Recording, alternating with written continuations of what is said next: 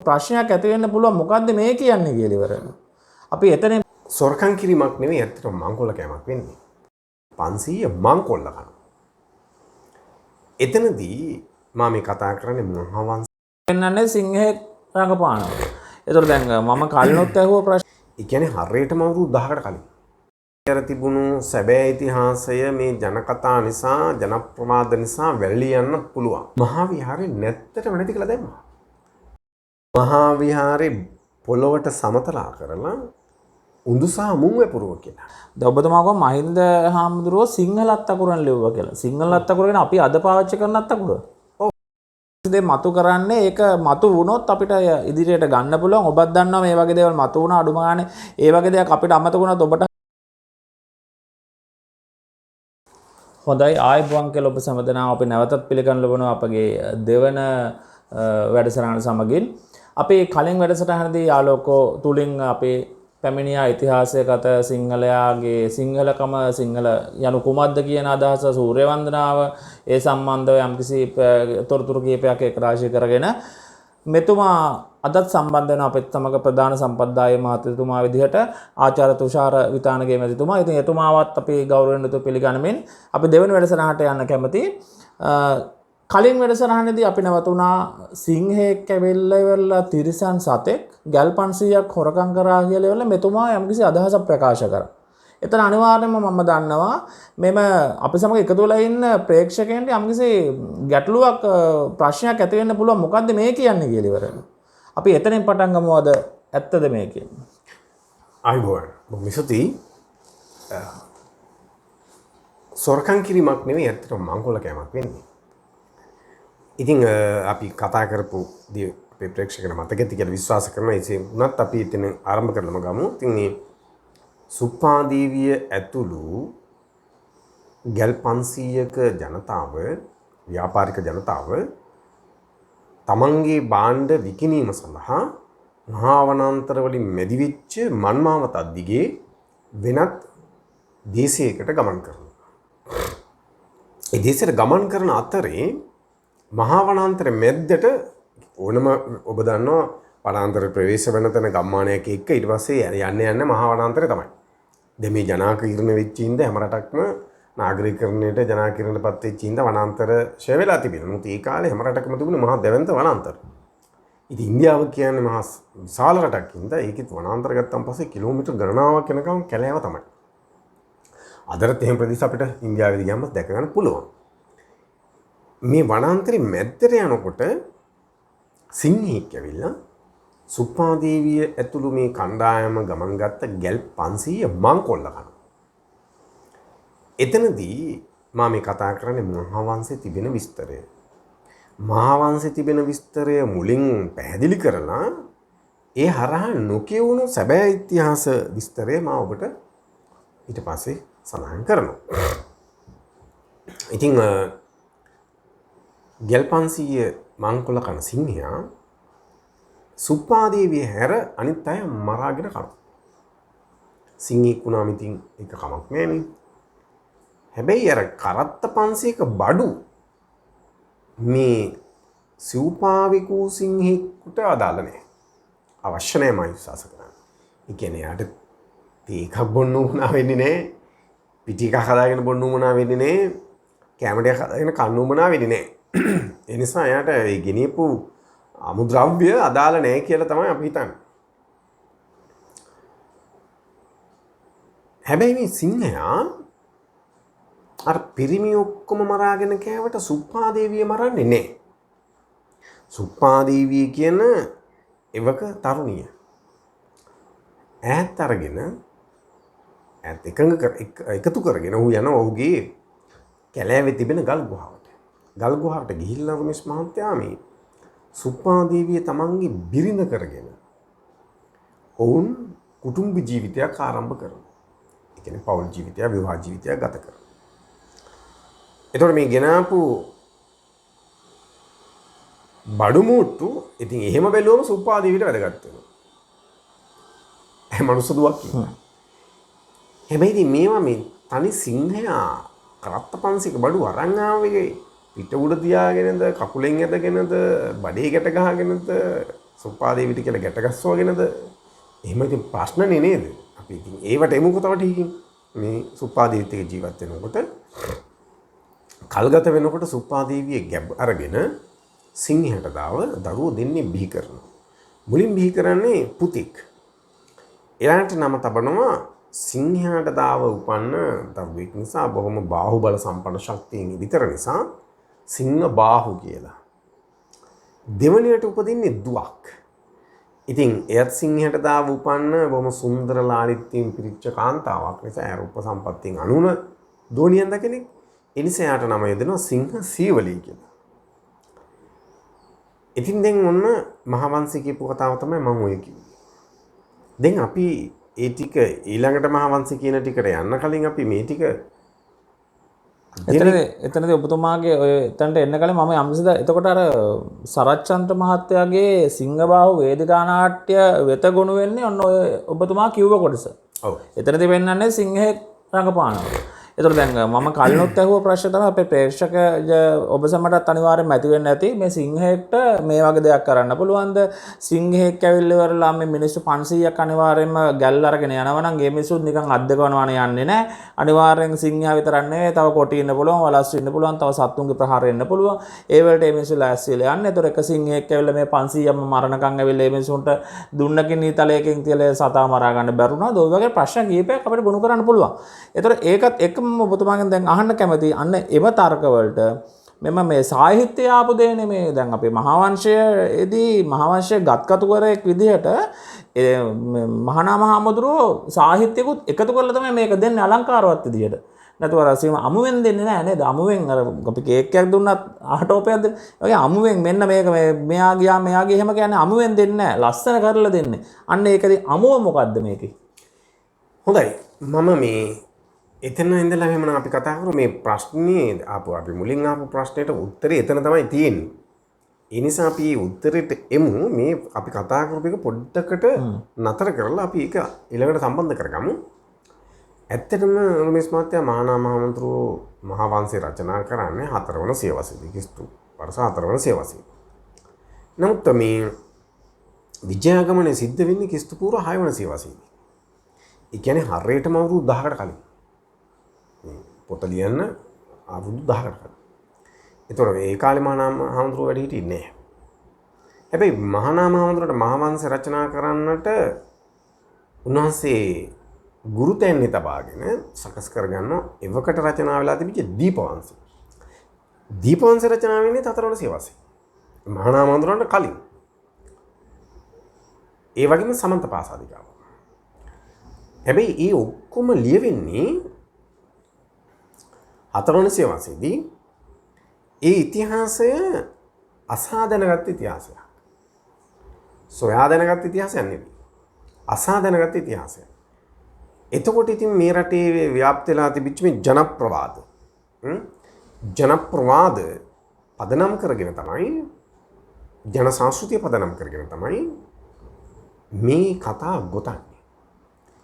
එතකොට අඩුවෙලි වශයෙන් එක එක්කෙනා කියන කරුණු කාරණා ඉතී තියාගෙන අධ්‍යයනය කරලා මේක රචනා කරනවා.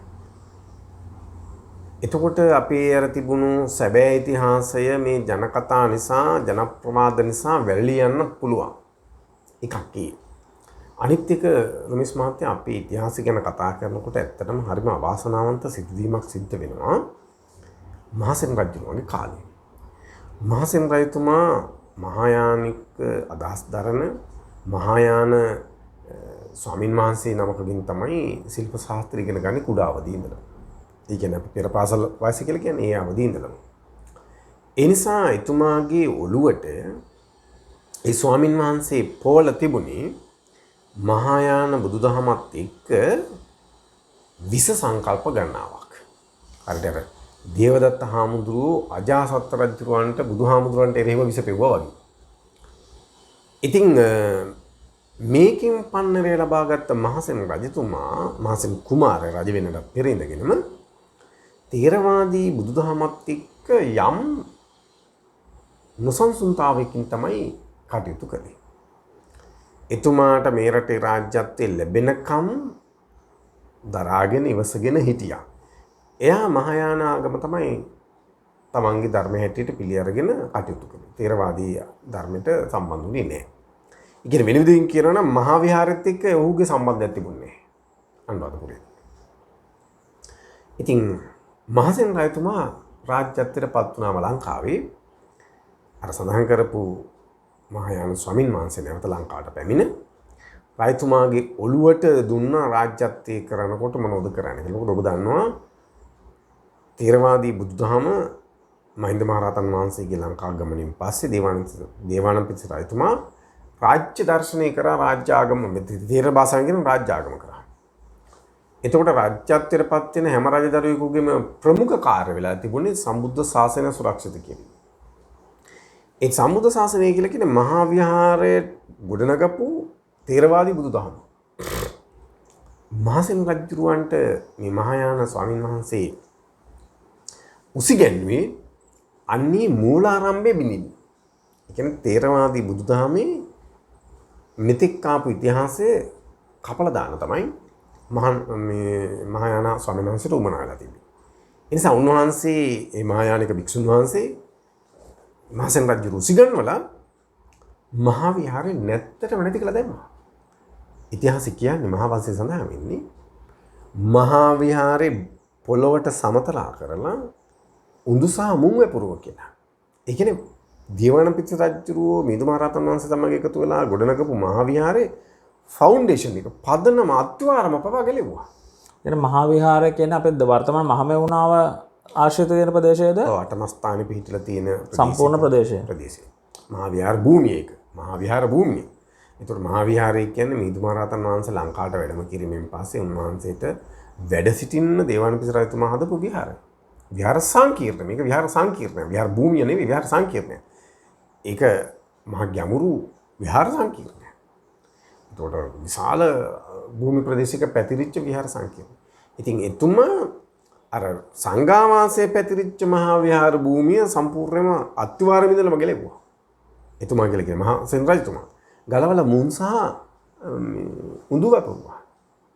එතකොට මහා විහාරයේ මිහිඳු මහරහතන් වහන්සේ සිංහල අත්තකුරින් ලියපු.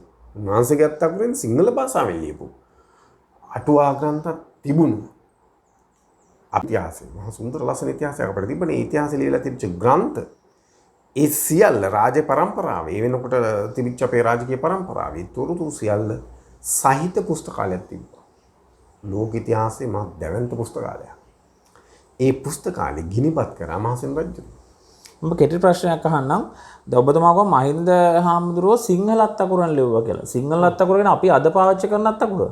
ඔව්. එතකොට එහෙනම් අයි අපේ සංස්කෘත පාලි පොත්වලට මේ අපේ බුදුදහම පැවතෙන්නේ දැන් අපේ මේ බලගම්බ රජුරෝ ගන්තාරුවට කරනකොට ඒ වෙන මේ පාලි සංස්කෘත වලින් නේද ගන්තාරුවට වෙලා යන්නේ සිංහල අකුරු වලින් නෙවෙයි නේද? නෑ ඒක වෙන මාතෘකාවක්. ප්‍රොමෙස් මන්තයස් මේ මිහිඳු මහරහතන් වහන්සේ නැත්නම් මහින්ද මහරහතන් වහන්සේ සිංහල භාෂාව මාස 6ක් ඉගෙනගෙන තමයි ලංකාවට වඩින්නේ. ඒක අපි වෙනම මාතෘකාවකට කතා කරමු. දැන් ප්‍රේක්ෂක විදිහට නැති මට ඔබ විදිපත් කරන එක මාතෘකාවක මම වෙනම මාතෘකාවකට කතා කරමු කියලා කිව්වොත් මම අගාරිනවද කියලා. නෑ මේක අන්නේ මේක ලොකුවට හරියට පුළුල්ව කතා කරන්න ඕනේ. අපි අනිවාර්යෙන්ම මේ සියලු දේ ඔබ වෙත ගෙන එනවා. අර කාලය සම්බන්ධ ගැටලුවක් වෙන්නේ සියලු දේ ගෙන එනවා. මමත් අර යම්කිසි දේ මතු කරන්නේ ඒක මතු වුණොත් අපිට ඉදිරියට ගන්න පුළුවන්. ඔබත් දන්නවා මේ වගේ දේවල් මතු වුණා අඩුම ගානේ ඒ වගේ දෙයක් අපිට අමතක වුණාත් ඔබට හරිය කමෙන්ට් එකක් විදිහට දාන්න පුළුවන්. මෙන්න මේ සම්බන්ධව කතා කරන්න කියලා. මේ සියලු දේ එක දශමයක්වත් නැතුව කිසිම පක්ෂග්‍රාහී නැතුව ආගම්වාදී නැතුව කිසිම දෙයක් නැතුව අමුවෙන්ම මේ දේ අපි අරන් එනවා. අමුවෙන් කියන්නේ කිසිම වෙනසකට භාජනය නොකර. ඔව්. ඉතින් අර මේ පවතින මේ කතා කරන මාතෘකාවත් එක්ක අර ඔය මාතෘකා කතා කරොත් ඒක පැටලෙන නිසා සහ නොගැලපෙන නිසායි මම එහෙම කියන්නේ. නැතුව ඒක මගහැරලා යනවා එහෙම නෙවෙයි. ඉතින් මේ දේවානම්පියතිස්ස රජතුමා මුවෙක් පස්සේ දීපු කතාවත් අපි කතා කරන්න ඕනේ. ඇත්තටම මුවෙක් පස්සේ දිව්වද?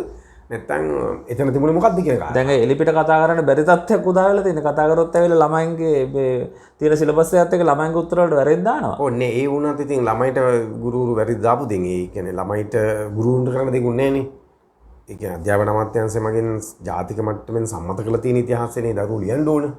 ඒක ගැටලුවක් නැහැ. නමුත් අපි බලධාරීන්ට නිලධාරීන්ට සාපේ රටේ ඇත්තටම අත්‍යවශ්‍ය අයට මේක දැනුවත් කරාම නිවැරදි වුණොත් කොහොමද දෙයක් මේක. ඒක අපි වැරදි නම් එයාලා අපිව නිවැරදි කරන්නේ නැහැ නේද? ඔබතුමා කියන අදහස නෙමෙයි මේක තමයි ඇත්ත කතාව කියන්නේ. එතකොට අපිට නිවැරදි වෙන්න පුළුවන්. එතකොට ආපහු අපිට මේ නාලිකාවට එල්ල කරපුවා නෑ මේ අපි නිවැරදි වුණා කියලා හරි අපිට කියන්න පුළුවන්. ඒක ප්‍රශ්නයක් නෑ. අපිට ඕනේ මේ අපි මතවාදී ගොඩ ගන්න නෙවෙයි හරි දේ ඉස්මතු කරන්න. හරි දේ අපිට නියතමානීව පිළිගන්න පුළුවන් කිසි ප්‍රශ්නයක් නෑ. තරකයක් නෑ එතන. ඉතින් ඒ නිසා ඒක ලොකුවට කතා කරන්න තියෙනවා. එහෙමයි. ඔව් නිදුමාරතන් වහන්සේ වඩිනකොට දෙවනන් පිරිස මුයි පස්සේ ඇවිල්ලා ඒ තරමට අපි පිරිහිච්ච જાතියත් අපේ රජවරු ඒ තරමට මේ මසට කෑදර පොසොන් පොර පසලොස්සක පොය වගේ මේ උත්තරීතර දිනයක මුවේ පස්සේ එලවගෙන එක මුවෙක් පස්සේ එලවගෙන නැත්නම් අච්චර මුව හිටපු එකේ තිස්සට ඒ මුවා පස්සෙම දෙලවන්න උනේ. ඒක ලංකාව හිටියේ එච්චරයිද මුවෙකුට? ඒ වනාන්තර මිට එක මුවා ඔච්චරයිද? ඒස ගෝන්නුවනුම් හිටියේ නැද්ද? මේ කිලෝමීටර් ගාණක් දේවන් පිස මේ මුවා පස්සේ එලවගෙන ආවද? ඒවා කතා කරන්න ඕන මාතෘකාව නිරුමස් මන්ත. ඒක නිසා මේක මේ ඔබතුමා අහපු ප්‍රශ්නට කිටි උත්තරයක් දීලා යන්න බෑ. ඒවා පුළුල්ව කතා කරන්න ඕනේ. ඒක මේ ප්‍රේක්ෂකනේ ඔබට මා කිව්වේ ඒවා වෙනම මාතෘකාවකට කතා කරන්න ඕනේ කියලා. ඉතින් අපි කතා කරපු තැන ඉඳලා ආවන් පස්සේ මේ මහාවංශය ලියන්න ගත්ත ඉතිහාසය වෙනකොට ඉතින් මහසෙන් රජුරුව අපේ තිබිච්ච ඉතිහාසයේ නැත්තරම නැති කරපු ඉතිහාසයක්. අපිට තිබුණු ඉතින් ඒ හිතලුත් එක්ක තමයි මහානාමාඳුරන්ට මේ රචනා කරන්න වෙන්නේ. අපේ තිබුණු සුන්දර පැහැදිලි නිවැරදි ඉතිහාසය මහසෙන් රජතුමා පළමුව තාවට වලවලා දැම්මා. ගිනිපත් කරා, පිච්චුවා. ඊට පස්සේ ඉතින් දකුණු ඉන්දියානු රාජ්‍යයෙන් එල්ල වෙච්ච ඒ කියන්නේ කේරළ, පාණ්ඩි, සොලි, කාලිංග මේ වගේ අය ඒ රටවල් වල අය විවිධ අවස්ථාවන් වරින් වර අපේ රට ආක්‍රමණය කරා. ආක්‍රමණය කරලා එය ජයග්‍රහණය කරපු අවස්ථා තියෙනවා. ඒ දිනපු වෙලාවේදී ඉතුරු වෙලා තිබිච්ච යම් ඉතිහාසයක් තිබුණා නම් ඒකත් පුච්චපු අය ඉන්නවා, පුච්චපු නැති අයත් ඉන්නවා. හැම ආක්‍රමිකෙක්ම මේ විදිහට අපේ ඉතිහාසය නැති කරන්න උත්සාහ කරේ නැහැ. හැබැයි බහුතරයක් ඒක කරා. එතකොට මහසෙන් රජතුමා පුච්චලා ඉතුරු වෙච්ච යමක් වෙයි හරි තැනක ඉතුරු වෙලා තිබ්බනම් ඒක එයාලා ඉතින් මහසෙන් රජුරු නිවැරදි කරන්නත් ඕනේ. එතුමා ඊට පස්සේ අර දේවදත්ත හාමුදුරුවෝ උසිගන්වලා අජාසත් රජුරු වැරදි වැඩ කරලා බුදුහාමුදුරුවෝ මේ එයාලා විභාසන කියන බුදුහාමුදුරුවෝ මරන්න නාලාගිරට රාපෝලත් එව්වනේ. ඒ වගේ අවස්ථා තුන උත්සාහ කරානේ. නමුත් පස්සේදී මේ බිම්බිසාර රජුරන් ගභාවෙන් පස්සේ අජාසත් නිවැරදි මගට එනවනේ, පියවිසියට එනවනේ. එතකොට දේවන්න මේ මොකද්ද අපේ දේවදත්ත හාමුදුරුවෝ අත්හැරලා බුදුහාමුදුරුවන්ට ගිහිල්ලා එයා නිවැරදි වෙනවනේ. ඒ වගේ මහසෙන් රජුරුවොත් අර මහායානික ස්වාමින් වහන්සේගේ උසිගැන්මට ඒ වැරදි දී කරාට පස්සේ යා මේක ඇත්ත දැනගෙන නිවැරදි වෙලා එයා කරපු දේ බරපතල අපරාධයක් කියලා පස්සේ තේරුම් ගත්තා. පස්සේ තේරුම් අරගෙන මහා විහාරේ ඌ මුලින්දලා ගොඩ නැගුවා. එතකොට දේවානම්ද පිරිස රජතුමා ගොඩ නැගපු මහා විහාරේ නෙවෙයි ඊට පස්සේ තිබේ මහසෙන් රජුරුව ගොඩ නැගපු මහා විහාරේ. එතකොට අර පුරා ඉතිහාසය අපිට නැතිලා ගියා. ඒක මහසෙන් රජතුමාට ගොඩ නැගන්න බැරි වුණා. පිච්චුණු පොත් එක නැත වුණා. ඔය පිච්චුණු ඉතිපොත් නෙවෙයි නැති උනේ අපේ ඉතිහාසය නැති කරේ. ඒකයි ගොඩ නැගන්න බැරි වුණා. අර යාපන පුස්තකාලේ ගෙන තිබ්බන් පස්සේ ඒකේ තිබිච්ච වටිනා කොල්ල පොත් නැති පොත් ග්‍රන්ථ නැති වෙලා ගියා. යාපනේ මේ පුස්තකාලේ නැවත ගොඩ නැගුවා. මේ පුස්තකාලයක් විදිහට ඉදිරිපත් කරා. නමුත් අර තිබුණු පෞරාණිකත්වයත් එක්ක සහ ඒකේ තිබිච්ච ඇතම් ග්‍රන්ථ පිච්චිලා ගියා නම් කොහේව කියන ප්‍රශ්නෙට උත්තරයක් නැහැනේ. ඒක අඩුම ගානේ මේ වෙනකොට තාක්ෂණයේ දියුණු හින්දා යාපනයේ පුස්තකාලේ පොත් සියල්ල නැවත ස්ථාපිත කරන්න නැති කියලා අපි විශ්වාස කරනවා. යාපනයේ විතරනේ අනිත් තැන්වල තිබිච්ච නිසා. නමුත් මහසෙන් රජුගෙන් කාලේ වෙන තැන්වල පුස්තකාල තිබුණේ නැහනේ. ඒතකොට ඒක පිච්චුවම තමයි. ඉතින් පස්සේ එතුමා ධර්මදර විනයදර ස්වාමීන් වහන්සේලා ක්‍රාසී කරලා ඒ නැති වෙච්ච ඉතිහාසෙ ගොඩනගන්න වෑයමක් දැරුවා. එහෙම කරලා හෝ වෙනත් තැන්වල තිබිච්ච යම් කරුණු කාරණා ක්‍රාසී කරලා පුස්තකාලේ ගොඩ නැගුවා. ඒ ගොඩ නැගුව පුස්තකාලෙත් ඔය කියපු කාලිංග මේ කාලිංග දේශින් ආපු අය, කේරළ දේශින් ආපු අය, සොලි, පාණ්ඩි කියන මේ දකුණු ඉන්දියානු රාජ්‍ය වලින් පැමිණි පිරිස් එක එක අවස්ථාවන ලැබිලා මේ රට ආක්‍රමණය කළා. එයාලා ගිනිපත් කරා. ඊට පස්සේ ඉතින් පෘතුගීසි ලන්දේසි ඉංග්‍රීසිමුත් ගිනිපත් කරා. ඉතුරුලා තිබිච්ච යමක් තිබ්බන. එහෙම වෙලත් ශේෂ වෙච්ච යමක් ඉතිහාසයක් තිබ්බන ඒවා ගිනිපත්. ඉතින් ඔය ඔක්කොගෙම පිච්චිලා ඉතුරු වෙච්ච ඉතිහාසයක් තමයි දැන් මේ අපි කතා කරන්නේ. ඉතින් අපිට කතා කරන්න තියෙන්නේ නැති වෙච්ච ඉතිහාසයක්. ඒ නිසා දැන් මේ ඉතුරු වෙච්ච ඉතිහාසය ඇත්ත ඉතිහාසය කියලා එකමතික තීරණයකට එන්න එපා. ඒ නිසා අර ගිනිබත් කරපු ඉතිහාසය තමයි අපි හොයන්න ඕනේ. ඇයි දකුණු ඉන්දියානු අය අපේ ඉතිහාසෙ ගිනි තිබ්බේ? ඇයි මහායානික ස්වාමින් වහන්සේ ඇවිල්ලා මහසෙන් කොළඹ අපේ ඉතිහාසෙ ගිනි තිබ්බේ? ඇයි පෘතුගීසි අය අපේ ඉතිහාසෙ ගිනි තිබ්බේ? ඇයි ලන්දේසි අපේ ඉතිහාසෙ ගිනි තිබ්බේ? ඇයි ඉංග්‍රීසි ජාතික අපේ ඉතිහාසෙ ගිනි තිබ්බේ? ඒ කියන්නේ ඔබට පේනවා පෙරදිග සහ අපරදිග ආක්‍රමණිකයෝ. ආක්‍රමණිකයා විවිධ විදිහට එන්න පුළුවන්. සොඳුරු ආඥාදායක විදිහට එන්න පුළුවන්. සොඳුරු මිත්‍ර විදිහට එන්න පුළුවන්. සුන්දර යාළු විදිහට එන්න පුළුවන්. හතුරු විදිහට එන්න පුළුවන්.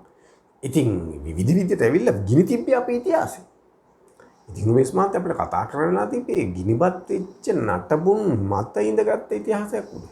ඒ සමග තමයි මහානාම හාමුදුරුවන්ගේ රචාවන මහා වංශයේ අර මම ප්‍රකාශ කර විදිහට ඇවිල්ලා අර සාහිත්‍ය පෙරසත් එක්ක ඇවිල්ලා මේ සිංහා ඉන්න තැනට ආවේ නේද? ඔව් දැන් ඇත්තටම මහානාම හාමුදුරුවෝ මුලින්ම රචනා කරපු මහා වංශෙමද මේ අපි දැන් පරිහරණය කරන එක ගැටලුවක් නෙවෙයි පිච්චිච්ච ඉතිහාසය ගැන අධ්‍යයනය කරනකොට ඊට පස්සේ ඒක පසු කාලීනව ස්වාමින් වහන්සේලා නැවත ගොඩනගාගෙන ආපු ඉතිහාසයක් වෙන්න පුළුවන් නේ. මහානාම හාමුදුරුවෝගේ නම දාගෙන. ඉතින් ඒක නිසා ඒ වගේ එතකොට ඒ මහානාම හාමුදුරුවෝ මේ ලියන්නේ විජයාගමනට අවුරුදු 10කට පස්සේ. ඉතින් තවත් අවුරුදු 300ක් 500ක් 600ක් ගිහලා ලියන ඉතිහාසය වෙන්න පුළුවන් නේ ඊට පස්සේ. මේ මහානාම හාමුදුරුවෝ පුස්කොළ පොතේ ලියුවේ. ඒකේ ඉතුරු වෙච්ච කොටස ඇත්තටම මුල් කොටස ගිනිබත් වුණාද කියලා දන්නේ නැහැනේ අපි. දැන් මේ තියෙන්නේ මහානාම හාමුදුරුවෝ ලියපු හැබෑම ඉතිහාස ග්‍රන්ථයද කියලාත් අපිට ගැටලුවක් තියෙනවනේ. ඒක එකතු වෙලා කොහොම හරි මහා වංශයේ තියෙන හැබැයි ඉතින් අපි පිළිගන්නට ඕන කෙසේ වෙතත් අපිට දිව්‍ය ඉතිහාසයක් තිබෙනවා. ඉතින් ඉතිහාසෙ දැනට ශේෂගත වෙලා තියෙන මහා වංශය. ඒ නිසා අපි කැමැත්තෙන්වත් අකමැත්තෙන්වත් බොහොම ගෞරවයෙන් අපේ මහා වංශය ගැන කතා කරන්න ඕනේ. ඒ මහා වංශෙ තිබිච්ච විස්තරය තමයි මම ඔය කිව්වේ සිංහබාහු සහ සිංහසීවලී කියන්නේ. ඉතින් ඒ සිංහබාහු අම්මගෙන් අහනවා සුපාදීවිගෙන් අහනවා අම්මේ මට ලොකු ප්‍රශ්නයක් තියෙනවා. අම්මයි මමයි නංගි එක වගේ. තාත්තා වෙන කෙනෙක්. ඉතින් කොහොමද අපි මේ ජීවත් වෙන්නේ? ඒක තමයි සිංහබාහු නාට්‍යයෙන් ඉස්මතු කරන්නේ. එතන ඉස්මතු කරන්නේ සිංහබාහු තරුණයෙක් වීගෙන එනවා. එයා කියනවා අම්මට එයා තාර්කිකව ඉදිරිපත් කරනවා මම කියන්නේ මහාවංශ කියන ඉතිහාසයේ සිංහබාහු නාට්‍යයේ තියෙන ඉතිහාසයේ ඒක තමයි මේ දැන් කියන්නේ. එතකොට මේ සිංහබාහු අහනවා දැන් මෙතන ඉස්මතු වෙලා තිබෙන්නේ සිංහබාහුගේ දේශපාලන න්‍යාය. එයා කියනවා මේ තාත්තා මේ ගල් දොරකින් මේ ලෙන වහලා යනවා. ලෙන් දොර වහලා ගියාම අපි මේක කොටු වෙලා ඉන්නවා. ඉතින් අම්මේ තාත්තා සදාකාලික නැහැ. දැන් නාට්‍යයේ ඉදිරි විසරචන මහාචාර්යතුමා ඉස්මතු කරන්නේ අන්නේ පැත්ත. මහා වංශෙන් ආවරණය නොවෙච්ච එතුමා සාහිත්‍යකරුවෙක් හැටියට මේ නාට්‍ය හරහා එතුමායි දක්වන නව අදහසක් ඒ. තාත්තා මේ සදාකාලික නැහැ. එදා එතුමා මිය දෙන්න පුළුවන්.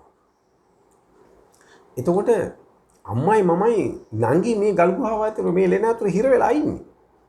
තාත්තා ඉන්නකම් හොඳයි. හරි තාත්තගේ ආරක්ෂාව තියෙනවා කියමුකෝ. තාත්තා නැතුණම පස්සේ අපි තුන්දෙනා කොහොමද මොන දෙන්නේ? එතකොට අම්මත් නැතුණාම නංගිමයි කොහොමද මේකේ වනේ ජීවත් වෙන්න හැටි දන්නේ නැතුව?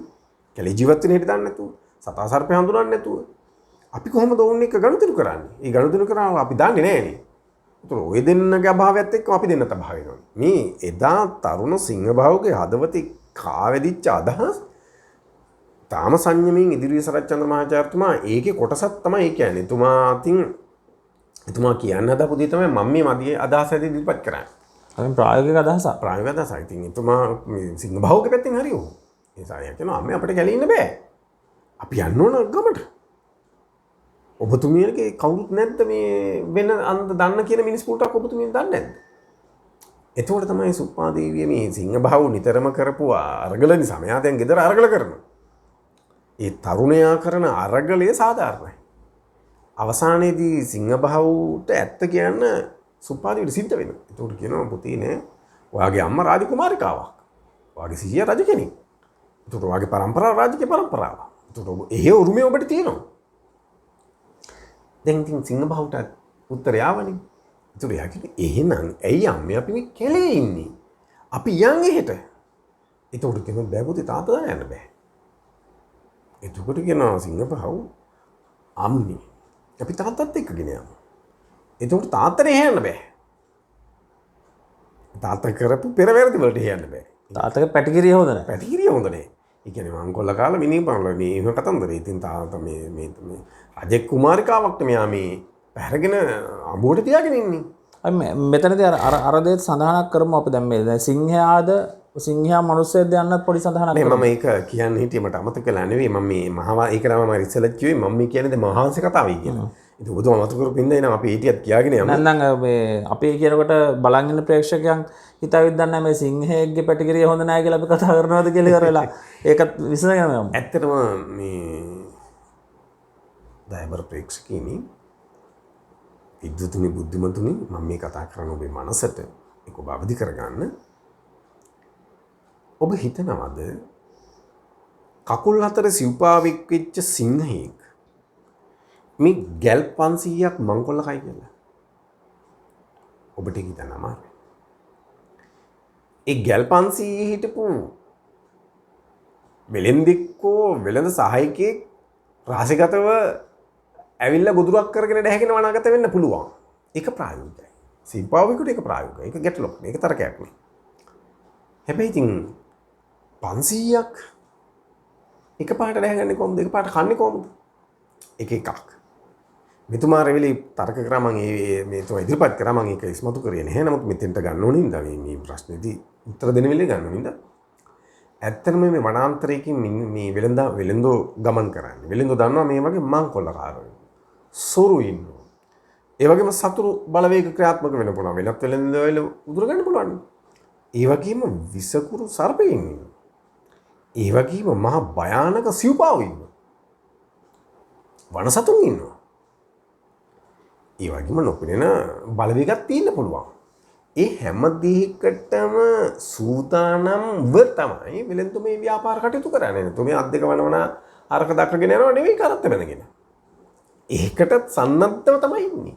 මංකොල්ල කරුවන් එක්ක සටන් කරන ඒ කියන්නේ යම් සටනක් දීම කියන්නේ ජය ගැනීම නොගනවද කියන එක වෙනම කතාවක්. යම් සටනක් දී තමන්ගේ වෙළඳ කටයුතුයි තමන්ගේ මිල මුදල් තමන්ගේ ධන දාන්නේ බඩු මුට්ටු ආරක්ෂා කරගන්න තමන්ගේ ජීවිතය රැක ගන්නත් අරමුණු කරගෙන තමයි 500ක් යනවනේ.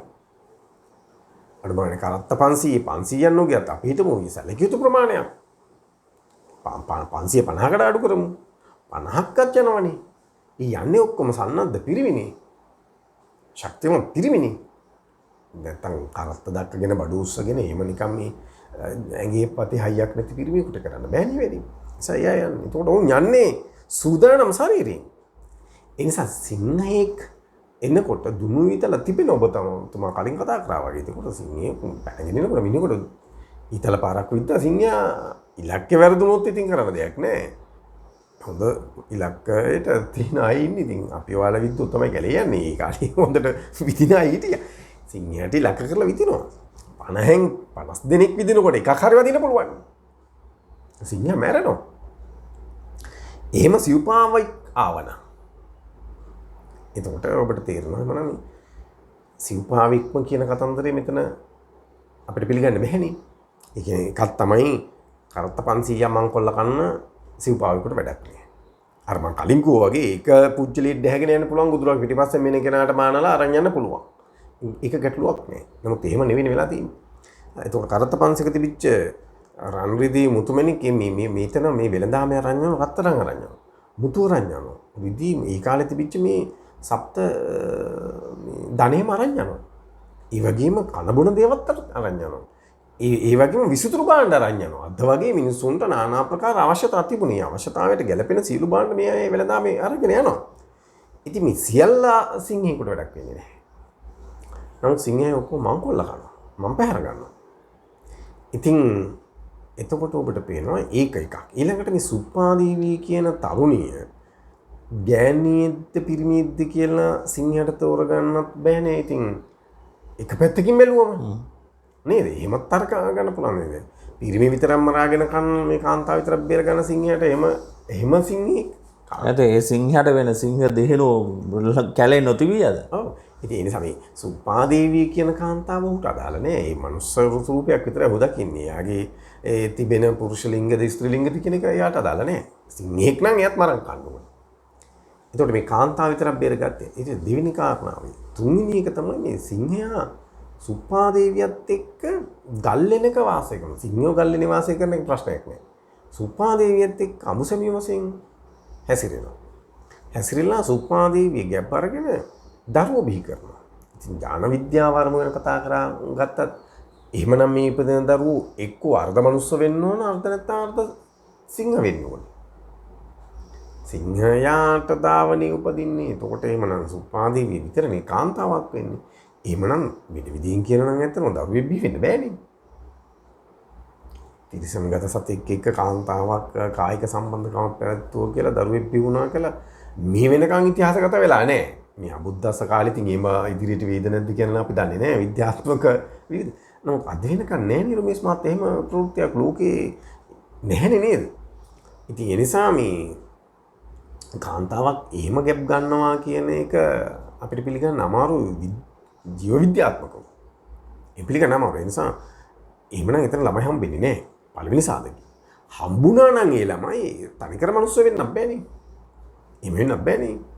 ඒ නිසා ඉතින් ඒව බලුවම මේ කියන්නේ කකුල් හතර සිංහෙක් නෙවෙයි කියන එක හොඳටම පැහැදිලි වෙන්න ඕන අපේ ප්‍රේක්ෂකයන්ට. මේ කියන්නේ සිංහෙක් වගේ බොහොම ශක්ති සම්පන්න පිරිමියෙක් ගැන. මනුස්සයෙක් ගැන. එතකොට අනික් කාරණාව බලන්නකෝ. දැන් යන්නේ ගල් ලෙනක හිර කරලා ගල් කළු ගලකින් හදපු දොරකින් ගල් ලෙනට ඇතුල් වෙන තැන දොරටුව වහලා. කකුල් අතර සිංහෙක් නම් කියන්නේ සිව්පාවෙක් නම් මේ සිංහයාට කොහොමද හිතන්නකෝ මේ දොරක් ගෙනල්ලා කළු ගලක් ගෙනල්ලා මෙයා මේ ගල් ලෙන හරියට වහලා පිටින්ස් එකට කියන්නේ හරියටම මේක මේ කුස්තුර ඉද නොතිබෙන්නේ කියන්නේ සර්පේකට රින්ගන්න බැරි වෙන්නේ මේක වහලා යන්න. ඇතුළට සර්පයෙක් රින්ගුවොත් සිංහ එනකොට සුප්පාදේවියට සර්පය දෂ්ට කරලා මැරෙනවා. එයාට මේ ගල්ලෙන දොර අරගෙන එළියට එන්න බෑනේ. බෙරෙන්න බෑනේ. ඉතින් සර්පයෙකුටවත් ඇතුළට රින්ගන්න බැරි වෙන්න තමයි මේ දොර වහන්න ඕනේ. ඉතින් එහෙම සූක්ෂම විදියට දොරක් හරියට උළුවස්සකට හේතු කරලා වහන්න තරම් දැනුමක් බුද්ධියක් නුවණක් සහ හැකියාවක් කකුල් හතර සිංහයෙකුට තිබුණා කියලා ඔබට විශ්වාස කළ හැකි නම් ඔබ ඒ කතාවේ ඉදිරි පිළිගන්න. මම විශ්වාස කරනවා ඔබට එහෙම පිළිගන්න බෑ කියලා. ඒ නිසා ඉතින් ඔබට එතනදී පේන්න ඕන මේ සිංහෙක් වගේ ජීවත් වෙච්ච පුජ්‍යලෙක් තමයි මිනිස්සු. දැඩි ගති පැවතුම් සහිත. බාහුබලය, ශක්තිය, එඩිතරකම ඒව ඔක්කොම තිබුණම ඉතින් කාටවත් බය නැහැ කියන සිංහෙක් කියන එක තමයි. අනිත් එක මේ සිංහ කියන නාමය අදටත් අපි භාවිත වෙනවනේ උපේස් මහත්තයා. ගොඩක් වාසගම් වලට තියෙනවනේ සිංහ කැලකට. එතකොට එයාගේ තාත්තා සිංහයෙක්ද කියලා හිතන්න වෙනවනේ. අපි රජ පරම්පරාවේ ඈත ඉඳලා ගත්ත රාජසිංහ. නේ රාජසිංහ. ඒක සිංහ කැලයටත් ඇවිල්ලා තියෙනවා. සිංහ බාහු කිව්වා වගේ සිංහ බාහු. ඒ වගේ ඒකේ සිංහ කියන නාම විශේෂණය මුලට ඇවිල්ලා තියෙනවා. ඒ නිසා සිංහ බාහු වෙලා. මේකේ සිංහ කියන එක මේ උත්තර පද සමාසයට වගේ ගත්තන් පස්සේ මේ කියන විශේෂණ සමාසයේ සිංහල ව්‍යාකරණය කතා කරොත් ඒක මේක සිංහල ව්‍යාකරණය අනුව ගත්තොත් සමාස කියලා જાතියක් තියෙනවා. සමාස වර්ග පහක් තිබෙන එක එකක් තමයි විශේෂණ සමාසයේ. විශේෂණ සමාසෙත් තියෙනවා උත්තර පද විශේෂණ සමාසය කියලා කොටසක්. ඒ කියන්නේ විශේෂණයේ අගට එදෙන අවස්ථාව. පරපද විශේෂණය කියන්නේ තෝකටම තමයි.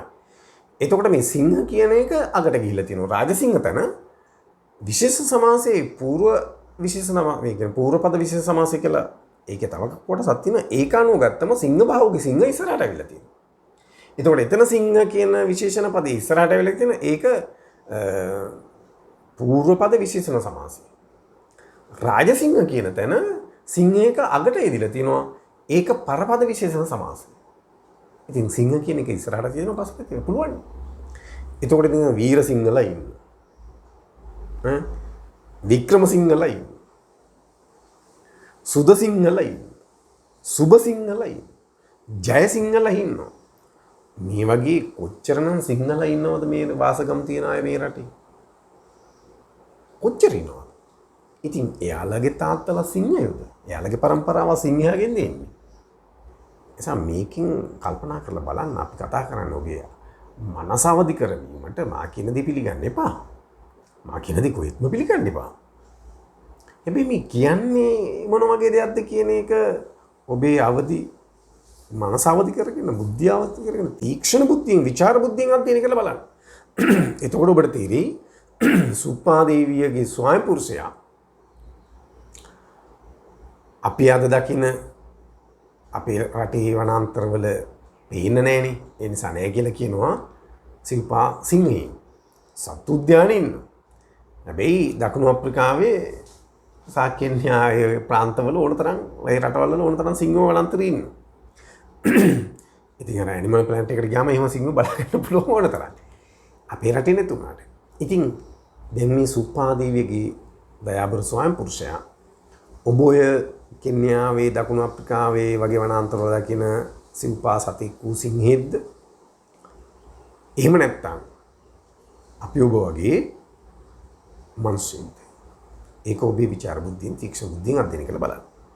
ඉතින් අපි කියන්නේ අපේ බුද්ධියෙන් අපි කියන්නේ එයා මිනිස්සෙක්.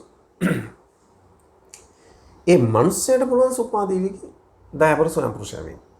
එතකොට මේ මනුස්සයට දාව සුප්පාදේවිය ගැප් ගන්න පුළුවන්. ඒ ගැප් ගත්ත කාන්තාව මනුෂ්‍ය රූපයෙන් යුක්ත පිරිමි දරුවන් සහ ගැහැණු දරුවන් බිහි කරන්න පුළුවන්. ඒක විද්‍යාත්මකයි, ජීව විද්‍යාත්මකයි, ප්‍රායෝගිකයි, තාර්කිකයි, යථාර්ථිකයි.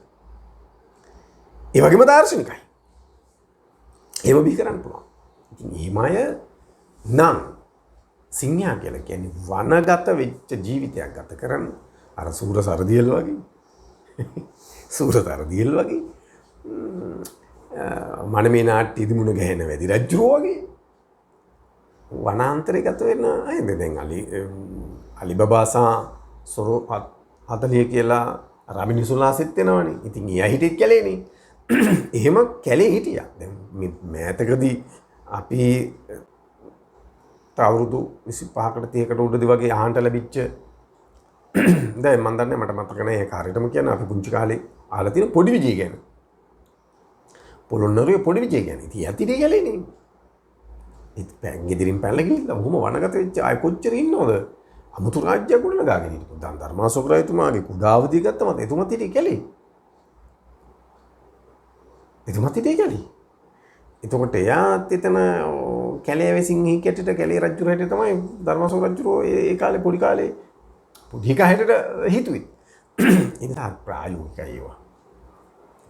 වනගත වෙච්ච ජීවිත තිබෙනවා. ඔව් දැන් අපිට මම හිතන්නේ ඔබ සම්බදනාටම ප්‍රශ්නයට උත්තරය හම්බුණා මේ සිංහයා කියන්නේ සිව්පාවෙද්ද මනුස්සයෙක් මෙතුමා සම්පූර්ණ තර්කයට ඉඩක් නොලැබෙන ආකාරය පැහැදිලි කිරීමක් කරා.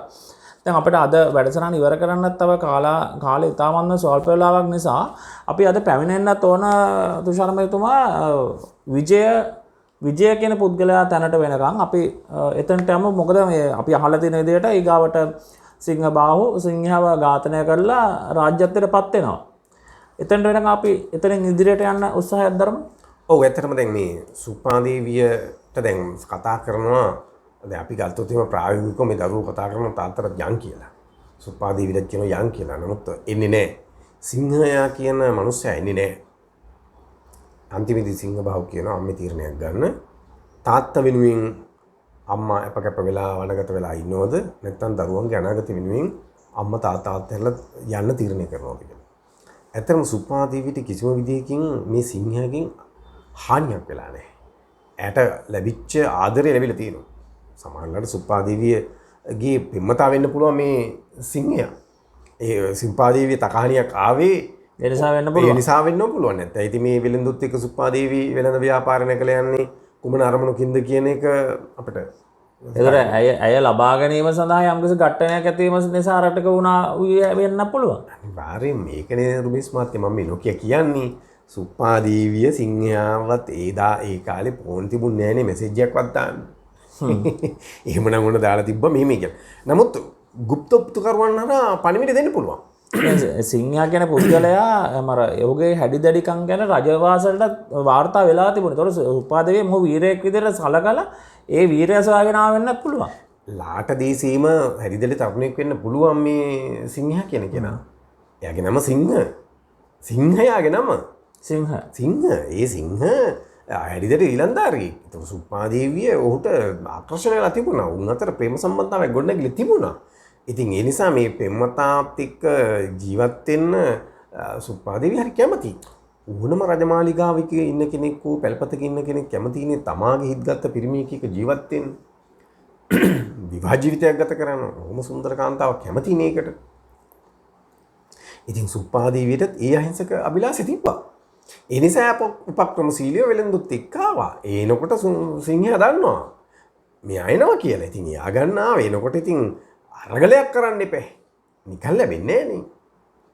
වෙලෙන්දෝ මෙන්න අපි එක්ක ගෙනාවෙන්න ඔබතුමාගේ නෝන තියාගන්න. මෙන්න ඒකට අදාළ බඩු ටික මෙන්න කියලා. එහෙම වුණාද කියලා දන්නෙත් නෑ. ඉතිහාසාරෙම කිව්වට. නමුත් ඉතින් සිංහයාට සුප්පාදේවි සටනකින් තොරව ගන්න බැරි වුණා. අපි ඒක එහෙම කියමු. ඉතින් සටනකින් යුක්තව තමයි ගත්තේ. ඉතින් සුප්පාදේවි පැහැදිලිවම සිංහයත් එක්ක ජීවත් වෙන්න. සිංහත් එක්ක ජීවත් වෙන්න. ඒ නිසා ඒ දෙන්නගේ සම්බන්ධ කොට නැගුණා. නමුත් සිංහ කැමතුනේ ගමට එන්න. රට රාජ්‍යට එන්න. ඒ නිසා තමයි එයා වනගත වෙලා හිටියේ. ඉතින් සුප්පාදේවිට ඔහුගෙන් කිසිදු හානියක් නැහැ. නමුත් සුප්පාදේවිට අවසානයේදී තීරණය කරනවා මේ සිංහ බව නාට්‍ය කියන විදිහට දරුවන්ගේ යහපත වෙනුවෙන් තමන්ගේ ආදරණීය ස්වාමි පුරුෂයා වනේ තනි කරලා එන්න. ඊට පස්සේ එනවා සුප්පාදේවියයි සිංහ බාහුසා සිංහදීවලී කියන දරුවෝ දෙන්නයි හොයාගෙන සිංහයා. එතන ප්‍රායෝගිකයිනේ. එයා ලාට දේශي දන්නේ නැත්නම් කොහොමද කියන්නේ කොලාට දේශෙට එන්නේ? සිංහයාට ඉවත් වෙන මේ සුප්පාදේවිගේ මේ මගේ කියන්නේ.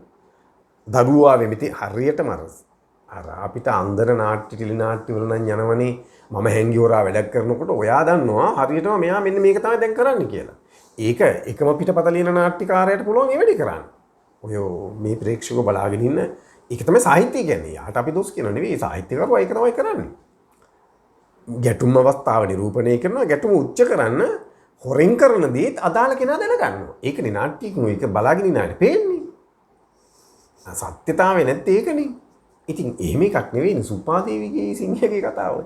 සිංහත් නාට්‍යකාරයෙක්ද? එයාත් හරියටම දන්නවද මෙයාගේ ලාට දේශයට තමයි කියලා. සිංහට ඉව තියෙනවද එහෙම එන්න? නමුත් සිංහයා දන්නවා මේ ලාට දේශයේ රජුරුවන්ගේ දූ. එහෙනම් ගියා නම් මේ යන්නකොට රජපාලිගාවට කියන දේ ඔහු දන්නවා. සිංහයා නෙවෙයි සිංහ දන්නවා. ඔව් දැන් සිංහයා වෙන්නේ අපි දැන් කාට හරි කතා කරන භාෂාවට සිංහයා වුණා. ඒක අපේ සාහිත්‍යකරුවා සිංහෙන්ම බවට පත් කරා. දැන් වැඩ කරන කෙනා වැඩකරුවා වගේ. රංගපාන එක්කෙනා නළුවා වගේ. ගායන එක්කෙනා ගායකයා වගේ. සිංහයා වෙනවා. ඒක ප්‍රායෝගිකයිනේ අනේ. හරිම තාර්කිකයි. ඉතින් ඒ සිංහයා සුප්පාදේවිය හොයාගෙන ආපහු ලාට දේශයට යන්නේ කොහොමද? තිරසංගත සතෙක් නෑ. එයාට එච්චරිවක් නෑනේ. එහෙමවත් නෑ. සිංහට එහෙමවත් නෑ. මතකයක් නෑ. කලින් ගිහපු මතකයක් තිබ්බනම් මතකින් ගියයි කියලා කියන්න පුළුවන්. එහෙම මතකුණා. හරියටම දන්නේ කොහොමද සුප්පාදේවි සිංහසීවලී සහ සිංහබහු මේ තුන් දෙනාගේ මේ ප්‍රදේශෙට මේ කියලා. මොකද මේ වනාන්තරෙන් අල්ලපුවත් ලාට දේශේ නම් වුණ ප්‍රශ්නයක් නෑ. ඒ කියන්නේ වනාන්තරෙන් එළියට එන්න තියෙන්නේ මුණ දෙන්න තියෙන්නේ ලාට දේශෙට නම් ඔන්න කමක් නෑ ඒ කතාව අඩුම ගන්න. එහෙම හරි හිතන්න පුළුවන්. මේ ගව් ගන්නක් ඈත ගිහපු රාජ්‍යයකට සිංහෙක් කොහොමද රුමිස් මහත්තයා මෙච්චර ඉවක් හොයාගෙන යන්නේ? ප්‍රායෝගික නෑනේ. අනිත් එක එහෙම වෙන්නේ නෑ. එයා කැරකිලා කෑ ගහලා මෙව වෙලා වනාන්තරේ වනගත කරනවා. ඔබ කලින් කිව්වා වගේ සිව්පා සිංහෙක් නම් එයා ගත කරන්නේ සිංහ මේ දේනුන් සමග මිසක් සුප්පාදේවිත් එක්ක නෙවෙයි. ඉතින් මේක කල්පනා කරලා බලන්න. අපි මම මුලින් කිව්වාගේ මා මේ කතා කරන ඔබේ විචාර බුද්ධියට තීක්ෂණ බුද්ධියට ඒක සංශ්ලේෂණය කරලා විශ්ලේෂණය කරලා ඔබ හරිද අධ්‍යයනය කරන්න. මා කලින් කිව්වාගේ මා කිව්ව දේ පිළිගන්න එපා. ඔබේ තථාගතයන් වහන්සේත් අපිට උගන්වලා තියෙනවා කාලාම සූත්‍රයේදී හරි කරුණු විමසා බලා නුවණට පෑහෙනම් පිළිගන්න කියලා. ඒ වගේ ඔබටත් ඔබේ නුවණටත් දැනුමටත් බුද්ධියටත් මේ කියන දේවල් තාර්කික නම් පෑහෙනම් පිළිගන්න. එසේ නැත්තම් පිළිගන්න එපා. ඉතින් සිංහ කියන එක්කෙනා ලාට දේශයට යනවා. හැබැයි ඌව වළක්වන්න රජුරෝ විවිධ උපක්‍රම භාවිත කළා. දැන් රජතුමා දන්නවා සිංහ බහුව ආවා. මොකද රජතුමාටත් ඒ රජතුමාටත් තුමනලා තිබුණ මේ සුප්පාදී කියන දේ. සුප්පාදේවී කියන රාජකුමාරිකාවක් නේ. විවාහ කරගන්න අනන්තය බලන් ඉන්නවා. විවාහ වෙච්ච රජිනකට වුණා වර්තමානයේ කන්‍යාවයකට තියෙන ඉල්ලුම තිබ්බා. සමහරට ඊටත් වඩා ඉල්ලුම තිබුණා. බලය නිසා. බලයනේ රමේෂ් මහත්තයා දෙන්නේ. සමාජගත වෙන්න පුළුවන් එක්කෝ ආධ්‍යාත්මික බලයකින්. එහෙම නැත්නම් වෙනත් කායික බලයකින්. බුරුස්ල වගේ සටන්කරුවෙකුට. එහෙම නැත්නම් රාජ්‍යත්වය. රජතුමාට සියල්ල යටයි නේ. ස්වාමින් වහන්සේලා හැමෝම යටයි. මේ කියන්නේ චීවර අපේ ගරුතර ස්වාමීන් වහන්සේලා බුදුරජාණන් වහන්සේ ප්‍රමුඛ. බුදුහාමුදුරන්ට සියලු දෙනා වඳිනවා පුදුම. ඊට පස්සේ වඳින්න පුදුන්නේ අපේ හාමුදුරුවන්ට. ඊට පස්සේ වඳින්න පුදුන්නේ රජුරවන්ට. ඉතින් එතන දිනා ගන්න ඕනම ගිහියෙක් කැමතිනේ. උරුමේ තියෙන ගිහිය කොහොමද ඒකට අරගල කරනවා. ඒ නිසා සුප්පාදේවිව විවාහ කරගන්න ඕන කෙනෙක් කැමති. කෙසේ වෙතත් සුප්පාදේවිලාට දේශයට ගිහිල්ලා සිංහ බාහුවට පෙන්වනවා. සිංහ බාහුවට මෙන්න රටක් රාජ්‍යයක් ලැබුණා වගේ වැඩක්. ඒම වනාන්තරේ හිටපු තිරිසන් සතුන්ගේ සද්ද බද්ද තමයි උන්ට මෙතෙක් කල් ලැබුණේ. දැන් එහෙම නෙවෙයි මිනිස්සුන්ට ඇහෙන්නේ. ඒ නිසා සිංහ බාහුව ආයි කිසිසේත් ඕක දාලා යන්නේ නැහැ. සිංහ බාහුවට ලැබෙන තරගේ අභියෝගය තමයි දරුවොත් හොයාගෙන බිරිඳත් හොයාගෙන ආපු සිංහව පරත්තන්න කියන අභියෝගය. මම හිතන්නේ අපි ඊළඟ දවසේ එතන ඉඳන් කතා කරන්න ඕන. ඔබේ ප්‍රශ්නෙට ඊළඟ දවසේ එතනින් උත්තර ගන්න පුළුවන්. අපි දැන් අද සාකච්ඡාවේදීත් අපි අර ඉස්කෝලේ යන කාලේ ඉඳලා අපි දැනගෙන ඉන්න සිංහ බාහුව කතාවේ අපිට පැත්තනම් ප්‍රශ්නේ අපි මේක හිතනවා මේ සාහිත්‍යයක් පමණයි. මේක මේ බොරුවට හිතලුවක් මේ හිතපු කතාවක්. නමුත් එහි අභ්‍යන්තරය සම්බන්ධව දීර්ඝ විග්‍රහයක් තාර්කානුකූලව දුන්නා. නමුත් මෙම කතාව බොරුවක් නොව මේ සැබෑවක් කියලා ඉතිහාසානුගත තොරතුරු මත සහ ඔබගේ තාර්කික බුද්ධියට ගැලපෙන අයරින් අපේ තුෂාර විතානගේ මැතිතුමා ගුණහර පැවැත්වුවා. එසේනම් අපි ඉදිරියට යන්න තවත් බොහෝසේ කොටස් තිබෙනවා. සිංහයාගේ මරණය, ඊට පස්සේ විජයගේ ලංකා ගමනය, ඒ මත ඊට පස්සේ කොහොමද අපේ රාජාවලිය දුවන්නේ, ඒ කොටස් වලට යන්න ඕන. ඊට අමතරව මෙතුමා සමග අපි කතා කරන්න බලාපොරොත්තු වෙනවා අපගේ සිංහල භාෂාවේ තිබෙන යම් කොටස් වලින් අපේ ගම්වල නම් හැදිච්ච විදිය හරිම සුන්දරයි. මෙතුමා මාත් එක්ක පෞද්ගලිකව කතා කරතොරතුරු වන හරිම සුන්දරයි. ඒවා අපි දැනගෙන ඉන්න තොරතුරුට වඩා හාත්පසින්ම වෙනස් අර්ථකථන. ඉතින් අපි ඒව ගැනත් අපි මේ වැඩසටහන අතර මගදී යන විශේෂ වැඩසටහන ඉදිරි කරන්න බලාපොරොත්තු වෙනවා. ඒ වගේම අපි මෙම නරඹන අප සමග එකතු වෙන, අපි දන්නවා මේ සමග එකතු වෙන්නේ යම්කිසි බුද්ධියක් හොයන, යම්කිසි දැනුමක් හොයන, දැනුම පිපාසාවෙන් යන පිරිසක් කියලා. ඔබ සම ඉන්නවා නම්, ඔබ සම දන්න කෙනෙක් ඉන්නවා නම්, කාට හරි ඕන නම් අපි කියන දෙයට පක්ෂව කතා කරලා විද්වත් අදහසක් දක්වන්න. හරි නෑ මෙතුමා කියන දේ වැරදි, මේ සිංහයා වනචාරයෙන්ම තමයි, වන සතෙන්ම තමයි කියලා තර්ක කරන්න කැමති විද්වතෙක් ඉන්නවා නම් අපි එතුමාට උනත් මෙම නාලිකාව විවෘතයි. අපේ අවශ්‍ය දැනුම සොයා ගැනීම ප්‍රමාණයි. ඔබට දැනුම ලබා දීමයි අපේ එකම අරමුණ, අපි දෙදෙනාගේම එකම අරමුණ. ඒක නිසා අපි ආරාධනා කරනවා මින් ඉදිරියටත් අප සමග එකතු වෙන්න කියලා. ආලෝකෝ තුලින් එසේනම් ආයුබෝවන්.